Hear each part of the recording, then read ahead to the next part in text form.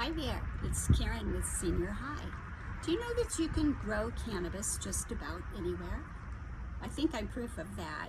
We're in the Coachella Valley, and as you can probably see by the thermometer, we are pushing 106, probably, and that's in the shade by the way, probably in the sun we're looking at 112. But my plants are healthy, and they've got everything they need here. So in order to grow cannabis plants, no matter where you are, all you really need is either a seed or a clone. You need the sunshine, good soil, water, and nutrients, and then just let it do its thing. Whether or not you are growing tomatoes or onions or peppers or anything else, we do need to grow our own medicine. Number one, it's great fun.